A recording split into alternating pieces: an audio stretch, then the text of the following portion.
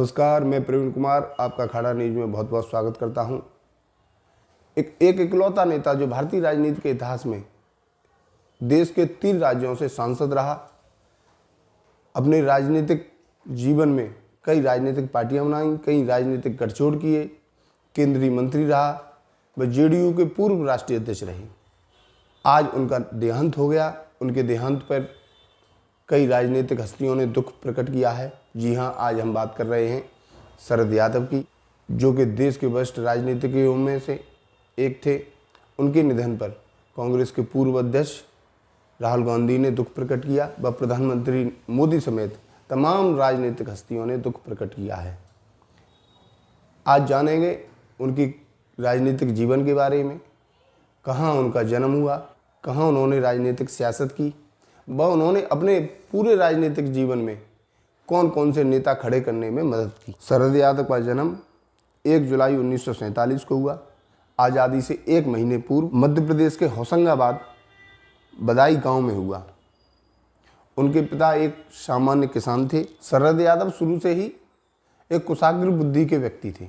वह पढ़ाई लिखाई में बहुत ही होशियार माने जाते थे। उन्होंने अपनी प्रारंभिक शिक्षा होशंगाबाद में ही प्राप्त की। वह डिग्री लेने जबलपुर इंजीनियरिंग कॉलेज में दाखिला लिया। जबलपुर इंजीनियरिंग कॉलेज से उन्होंने इलेक्ट्रॉनिक इंजीनियरिंग में गोल्ड मेडलिस्ट रहे। जबलपुर इंजीनियरिंग कॉलेज में पढ़ाई के दौरान ही वो छात्र राजनीति में सक्रिय हुए। वह जबलपुर इंजीनियरिंग कॉलेज के छात्र संघ के अध्यक्ष चुने गए सन 1971 में। उसके बाद वो जयप्रकाश नारायण के आंदोलन में सहभागी हुए। वह जयप्रकाश नारायण से उनकी नज़दीकियां बढ़ती गईं। 1974 में जबलपुर में हुए उपचुनाव में जयप्रकाश नारायण ने पीपल कैंडिडेट्स के तौर पर शरद यादव का नाम डिक्लेयर किया। उस समय की परिस्थितियां ऐसी रहीं कि बांग्लादेश में युद्ध में विजयी होने के बाद इंदिरा गांधी का ऑरा बहुत बड़ा था। जबलपुर में कांग्रेस के ही सांसद रहे थे। उनके निधन के बाद उपचुनाव हुआ। उसमें जयप्रकाश नारायण ने अपने पहले राजनीतिक उम्मीदवार के तौर पर शरद यादव का नाम डिक्लेयर किया।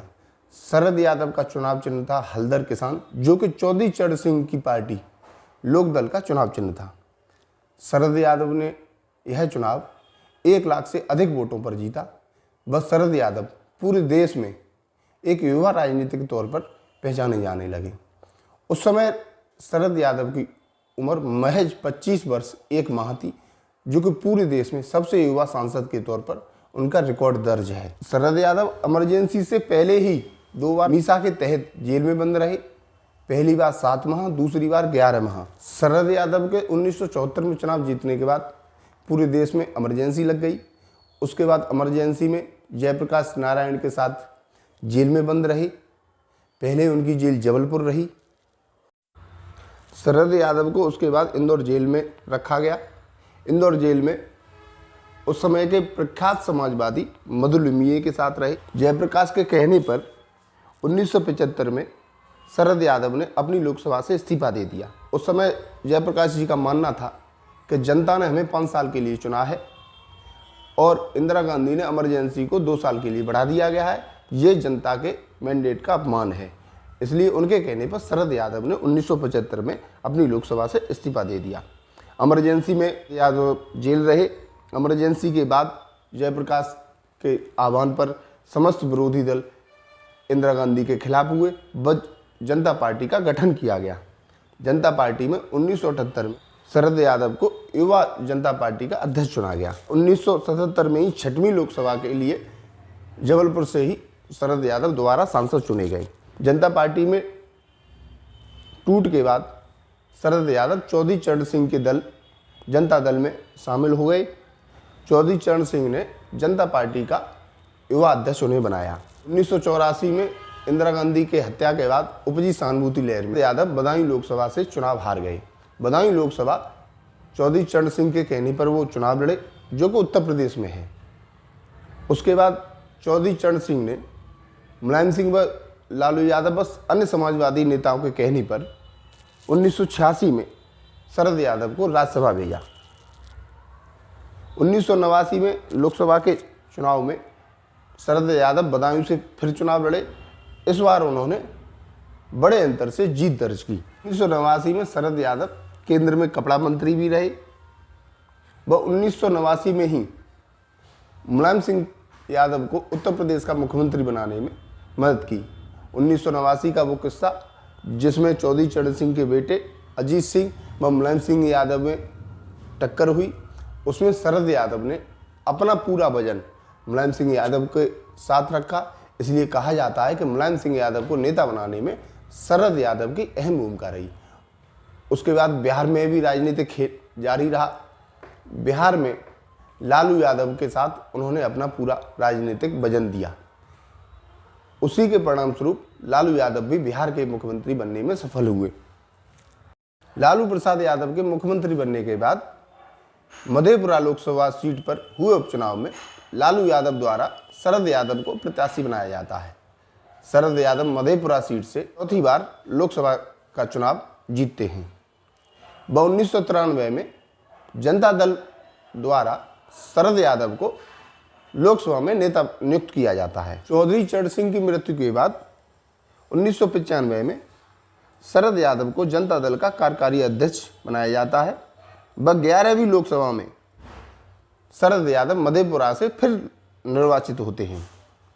वह इस लोकसभा में वो वित्तीय समिति के अध्यक्ष बनते हैं। 1997 में जनता दल के पूर्ण रूप से राष्ट्रीय अध्यक्ष चुने जाते हैं। 1999 में पुरा से फिर लोकसभा सांसद चुने जाते हैं। 1999 में देश में हुए लोकसभा चुनाव में शरद यादव अपनी पार्टी का समर्थन अटल बिहारी वाजपेयी को देते हैं। इसी कारण जनता दल में खटपट होती है। वह जनता दल से लालू यादव अलग हो जाते हैं। वह शरद यादव अपनी पार्टी जनता दल बनाते हैं। उसके बाद जनता दल में भी विघटन होने के बाद एचडी देवगौड़ा जनता दल सेकुलर बना लेते हैं। शरद यादव की जनता दल यूनाइटेड व समता पार्टी बनकर एक नई पार्टी बनती है, जनता दल यूनाइटेड। उसके शरद यादव राष्ट्रीय अध्यक्ष रहते हैं। शरद यादव के साथ उस समय के इस तरह नेता, समाजवादी नेता नीतीश कुमार बिहार में साथ आते हैं।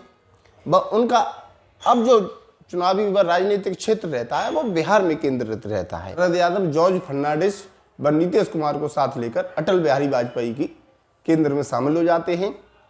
13 अक्टूबर 1999 को शरद यादव अटल कैबिनेट में नागरिक उड्डयन मंत्री बनते हैं। उसी के साथ साथ एक में मंत्रिमंडल में फेरबदल शरद यादव को केंद्रीय श्रम मंत्रालय का प्रभार दिया जाता है। 2004 में शरद यादव फिर से मधेपुरा सीट से चुनाव लड़ते हैं, किंतु इस बार लालू यादव स्वयं उनके सामने थे, इसलिए मधेपुरा सीट से चुनाव हार जाते हैं। 2004 में अटल बिहारी वाजपेयी की सरकार व भारतीय जनता पार्टी चुनाव हार जाती है। भारतीय जनता पार्टी चुनाव हारने के बाद एनडीए राष्ट्रीय जनतांत्रिक गठबंधन का राष्ट्रीय संयोजक शरद यादव को बनाती है। बस शरद यादव के मधेपुरा लोकसभा चुनाव हारने के बाद राज्यसभा के लिए नियुक्त किए जाते हैं व राज्यसभा उन्हें भेजा जाता है। इस बार उन्होंने लालू यादव को राजनीतिक पटकनी देते हुए यादव को लोकसभा चुनाव मधेपुरा सीट से चुनाव हरा देते हैं। शरद यादव को नीतीश कुमार का राजनीतिक गुरु भी कहा जाता है। 2005 में बिहार विधानसभा में हुए चुनाव में जनता पार्टी में शरद यादव को नीतीश कुमार का राजनीतिक गुरु भी कहा जाता है, क्योंकि 2005 में लालू यादव को विधानसभा चुनाव में हार जाते हैं। उसके बाद एनडीए यानी कि भारतीय जनता पार्टी व शरद यादव की राष्ट्रीय जनता दल यूनाइटेड सरकार में आती है। उस समय शरद यादव ही नीतीश कुमार का नाम आगे बढ़ाते हैं। नीतीश कुमार के नाम के खिलाफ जॉर्ज फर्नांडिस का विरोध सहते हुए भी नीतीश कुमार को मुख्यमंत्री बनाने में मदद करते हैं। नीतीश कुमार को बिहार की राजनीति में सक्रिय कर स्वयं बिहार की राजनीति से दूर होकर केंद्रीय राजनीति में सक्रिय रहते हुए हम राजनीतिक गतिविधि करते हुए गठबंधन को चलाना कैसे, बिहार की सरकार पर नजर रखते हैं। उनकी अटल बिहारी वाजपेयी के बाद लाल कृष्ण आडवाणी व अरुण जेटली से राजनीतिक दोस्ती काफी चर्चा में रही। उसके बाद हुए घटनाक्रम में 2014 में नीतीश कुमार व शरद यादव भाजपा से गठबंधन तोड़ लेते हैं। हालांकि ये गठबंधन तोड़ने का फैसला शरद यादव की ना मंजूर के बाद भी हुआ, लेकिन चूंकि शरद यादव जनता दल यू राष्ट्रीय अध्यक्ष थे, इसलिए उन्होंने यह नीतीश कुमार का फैसला स्वीकारा, क्योंकि यह गठबंधन तोड़ने का फैसला नरेंद्र मोदी के हुआ था। नरेंद्र मोदी से शरद यादव की भी अच्छी नहीं पटती थी।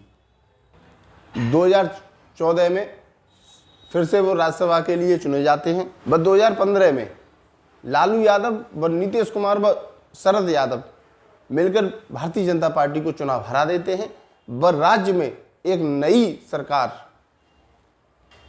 नई समाजवादी सरकार बनाने में सफल होते हैं, जिसमें शरद यादव की भूमिका महत्वपूर्ण बताई जाती रही है। शरद यादव लालू प्रसाद यादव को मुख्यमंत्री बनाने में मदद की थी, वह नीतीश कुमार के राजनीतिक गुरु रहे थे, इसलिए दोनों ही उन्हें अपना पिता तुल्य मानते थे।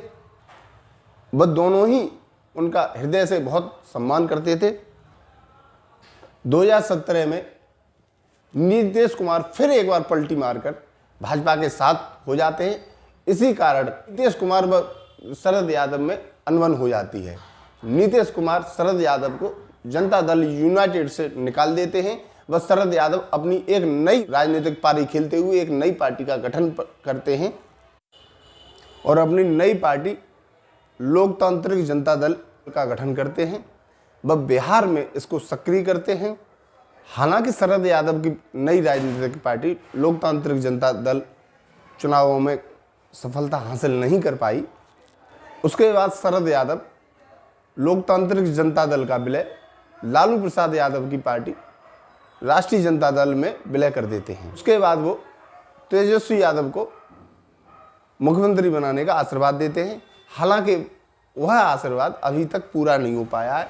आज 13 जनवरी को दिल्ली स्थित अपने आवास में उन्होंने अंतिम सांस ली। उनके अंतिम दर्शन के लिए नेताओं का हुजूम उमड़ पड़ा है, चाहे कांग्रेस पार्टी के नेता हों, चाहे नीतीश कुमार की पार्टी के नेता हों, चाहे भाजपा की पार्टी के नेता हों, चाहे लालू प्रसाद यादव की पार्टी के नेता हों। लालू प्रसाद यादव ने भी अपना गहरा दुख प्रकट करते हुए कहा है, शरद यादव जी बड़े भाई का मृत्यु का खबर सुन करके मैं काफ़ी विचलित हुआ हूँ, काफ़ी दुखी हूँ और काफ़ी आघात लगा है। शरद यादव जी, माननीय मुलायम सिंह यादव जी और नीतीश कुमार जी और बहुत सारे नेता, हम सब लोग डॉक्टर राम मनोहर लोहिया, चंद नायक कर्पूरी ठाकुर जी के सानिध्य में मिल के राजनीति किया और करते हम लोग आ रहे हैं। आज